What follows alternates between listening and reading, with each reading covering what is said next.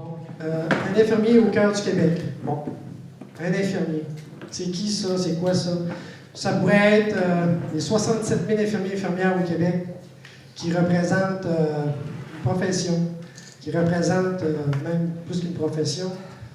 On prend soin des gens, c'est pas facile, surtout avec la pénurie qu'on peut vivre en ce moment dans notre système de santé. Je reviens à mon livre. Vous savez, écrire un livre représente un travail colossal. On sait qu'on va maintenant exposer son travail à la critique.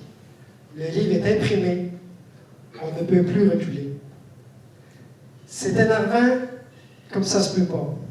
C'est pire que de préparer un mariage. Enfin, je préfère cette journée à celle de mon mariage. Non, c'est pas vrai, c'est vrai.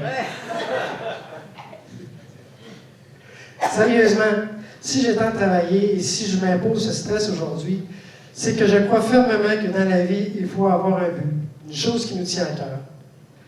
Moi, c'est la santé des Québécoises et des Québécois et par le fait même, le système qui la traite. Cette préoccupation s'est développée au fil des ans, à l'intérieur de ma profession d'infirmier. Au cours de mes 10 années de pratique, j'ai appris et compris beaucoup de choses. Je me suis posé des questions. Des questions sur la façon dont les patients et le personnel perçoivent la maladie, sur l'organisation des soins en milieu hospitalier et sur notre système de santé en général. Je me suis questionné sur cette fameuse porte tournante de notre système de santé.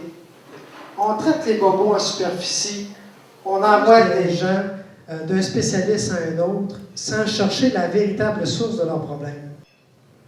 On donne des médicaments, les gens partent et reviennent plus tard car ces bobos n'ont jamais été véritablement réglés et souvent en ont créé d'autres.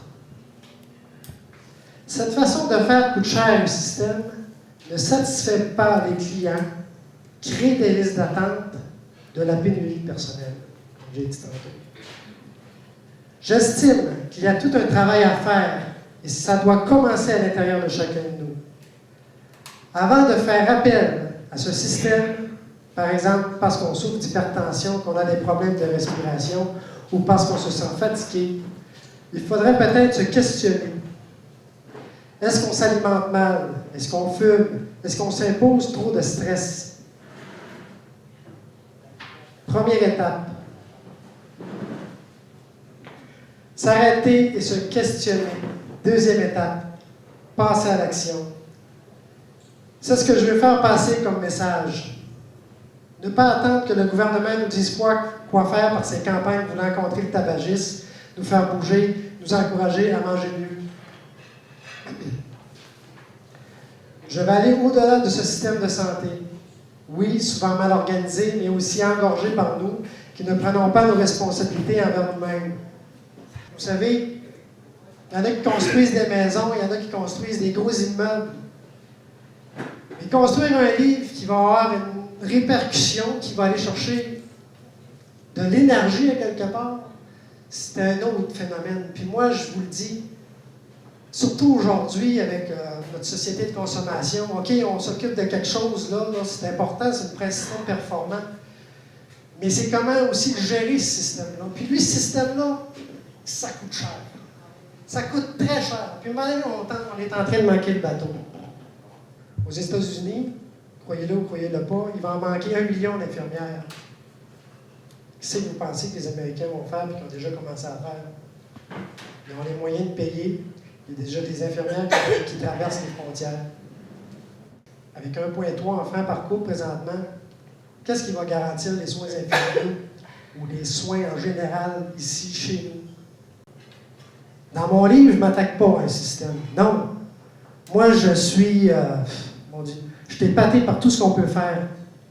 Je suis infirmier, j'ai travaillé dans le milieu hospitalier, j'y travaille encore, même que je me promène pas mal dans les centres ici et là, à Montréal puis en banlieue. Mais je le vois, le phénomène, où est-ce qu'on s'en va.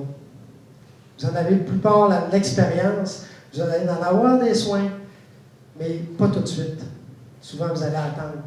Vous allez ressortir de là. Il me semble qu'on n'a pas répondu à mes questions. Il me semble qu'on n'a pas trouvé ce que je m'attendais de ce gros système-là ici, au Québec. Alors, j'aimerais qu'on applaudisse très fort. Yannick.